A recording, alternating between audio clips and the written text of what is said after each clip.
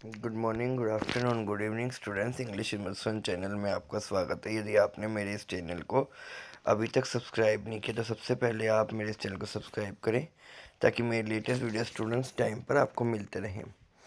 Students, इस video में हम क्लास 10th की इंग्लिश की जो एनसीईआरटी की बुक है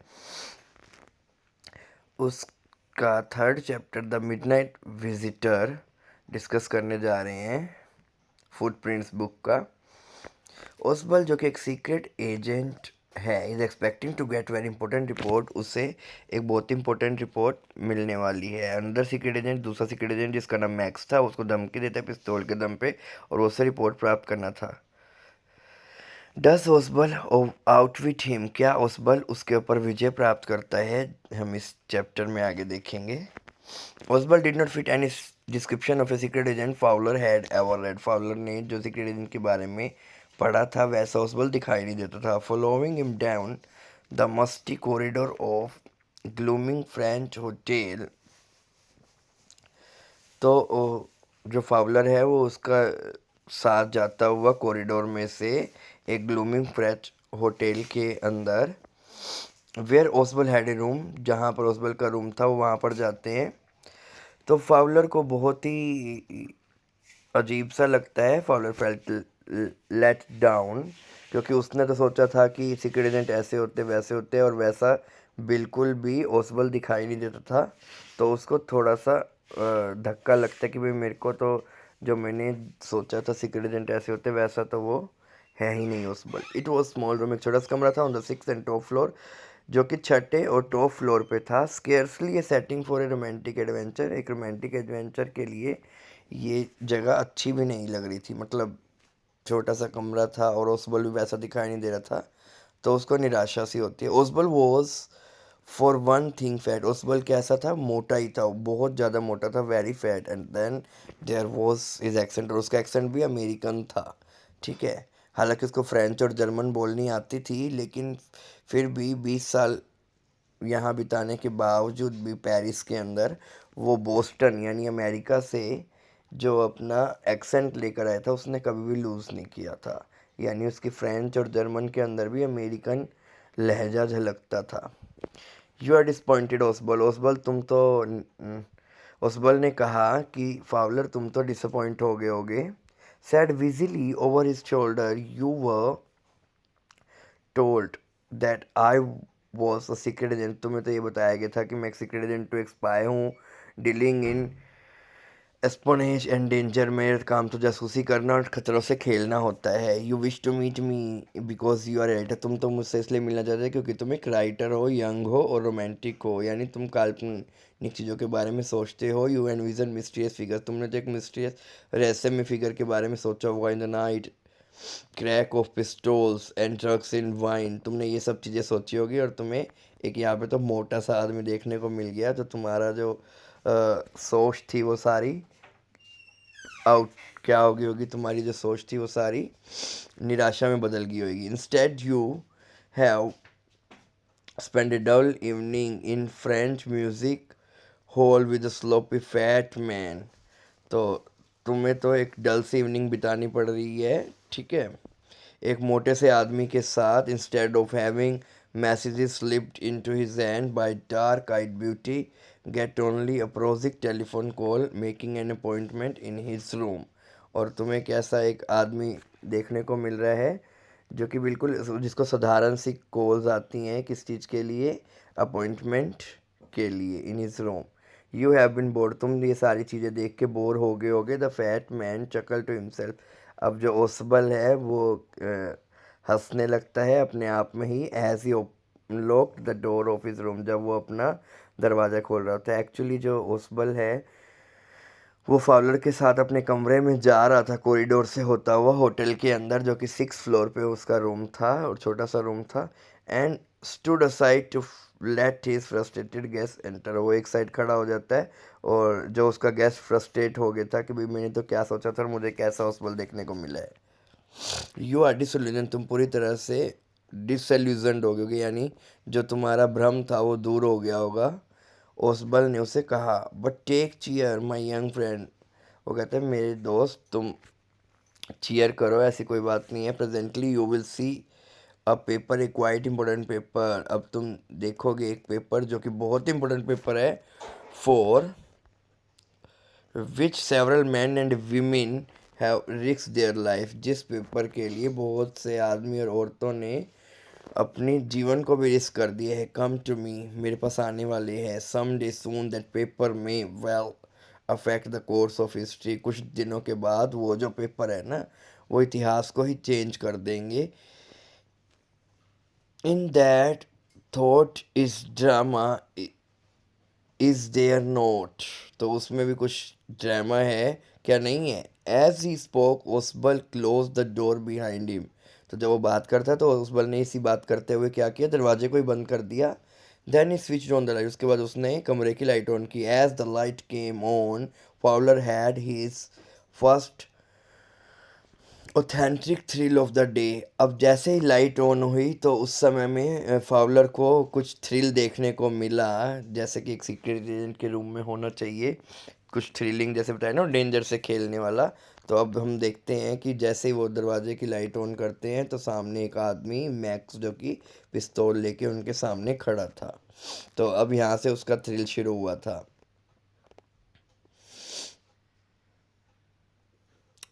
For halfway across the room, a small authentic pistol in his hand, stood a man. Osbal blinked for a few times. थोड़ी देर के लिए वो blink करता है ओसबल। Max, he whizzed. You gave me a quite a start. अच्छा, तो वो बोलता है अच्छा तुम मैक्स तुम हो। वो आवाज़ में गड़गड़ाहट की आवाज़ से बोलता है अरे तुम मैक्स तुम हो। I thought you were in Berlin, मैंने सोचा तुम बर्लिन गए होगे। What are doing here in my room, तुम मेरे कमरे में क्या कर रहे हो। Max was a slender, Max एक दुबला सा आदमी था। A little less than tall, थोड़ा सा वो छोटा था लंबे होने से। With feature that suggested slightly, ये जिससे पता चलता था कि वो क्राफ्टी है, लोमड़ी की तरह है। पॉइंटेड काउंटेंसेस ऑफ अ फॉक्स, उसका जो चेहरा है वो लोमड़ी की तरह दिखाई देता था, यानी वो थोड़ा सा चालाक भी था। There was about him aside from the gun nothing specially menacing. So इसके बारे में ये कुछ था, aside from the gun nothing specially menacing, उसके पास केवल गन थी और कुछ ऐसा नहीं था। द रिपोर्ट ही मरमट, उसने कहा मुझे तो रिपोर्ट चाहिए। एक्चुअली जो मैक्स है वो पिस्तौल के दम पे जो ओसबल है उससे क्या लेने आया था, वो सीक्रेट रिपोर्ट लेकर आना था, जो जिसके बारे में अभी ओसबल ने फाउलर को बताया भी था। The report that is being brought to you tonight concerning some new missiles, कहते हैं मुझे वो रिपोर्ट चाहिए जो तुम्हारे पास आज रात आने वाली है, जिसके अंदर नई मिसाइल्स के बारे में जानकारी है। I thought I would take it from you, it will be safer in my hand that in your. वो कहता है कि मैं तो तुमसे वो रिपोर्ट लेने ही आया हूँ और वो तुम्हारे से ज़्यादा मेरे हाथों में सुरक्षित रहेगी। Ausable moved to an armchair and set down heavily, तो ओसबल क्या करता है, एक आर्म चेयर पर जाकर बैठ जाता है हैविली। हैविली का मतलब होता है जब आपके सामने कोई मुसीबत हो तो मतलब वो गहरी सांस लेके बैठता है। I am going to raise the devil with the management this time and you can bet on it, he said grimly. This is second time in a month that somebody has got into my room through the nuisance of a balcony. तो वो कहता है मैं management से ना बात करने वाला हूँ। I am going to raise the devil with the management at this time, you can bet on it, तुम इस बात पे शर्त भी लगा सकते हो। तो उस वाली बात बोलता है कि दूसरी बात ऐसा हुआ कि कोई मेरी बालकनी से कमरे में आ गया हो। Fowlers I went to single window of the room. It was an ordinary window against which now the night was possibly blackly. तो अब जो फाउलर है उसकी आंखें सीधा कहाँ पड़ती है, खिड़की की तरफ पड़ती हैं। ये साधारण सी विंडो थी जहाँ पर अब रात के समय में अंधेरा ही दिखाई दे रहा था। बैल्कनी, मैक्स सेड, अच्छा मैक्स ने कहा यहाँ पर बालकनी है। With the rising inflection no, a pass key, I did not know about the balcony. It might have saved me some trouble I had. कहता है अच्छा मैं यहाँ पर बालकनी भी है। तो मैक्स बोलता है कि मैं कोई बालकनी वगैरह से नहीं आया हूँ, मुझे नहीं पता था कि यहाँ पे कोई बालकनी भी है। अगर मुझे पता होता था तो मेरे को इतनी जो थोड़ी बहुत दिक्कत हुई है वो भी ना होती एक नकली चाबी बनाने में इस कमरे की। It is not my balcony, Ausable said with extreme irritation. तो ओसबल बड़े इरिटेट होके वो कहता है मेरी कोई बालकनी नहीं है, it belong to the next apartment, ये तो दूसरे अपार्टमेंट की बालकनी है। He glance explanatorily at Fowler, वो फाउलर को ये बात एक्सप्लेन करता है। You see he said this room use to be part of a large unit, वो कहता है कि ये जो कमरा है ना एक लार्ज यूनिट का पार्ट था। The next room through that door there which use to be the living room, तो वो कहता है कि यहाँ पर लिविंग रूम होता था जो नेक्स्ट वाला रूम है। इट हैड बैल्कनी, इसके अंदर बैल्कनी थी which extend under my window now, अब वो बालकनी मेरे विंडो तक आ चुकी है। You can get on to it from the empty room 2 rooms down and somebody did last month, तो कहते हैं कि वो जो खाली रूम है 2 rooms down and somebody did, कहता है कि किसी ने पहले भी ऐसे ही किया था कि वो साथ में जो खाली कमरा है उसमें से बालकनी में से आगे थे। The management promise to block it off but they haven't, जो मैनेजमेंट है उसने मुझे प्रॉमिस भी किया था कि वो इस बैल्कनी को ब्लॉक करवा देगा, लेकिन उन्होंने ऐसा नहीं किया मैनेजमेंट ने।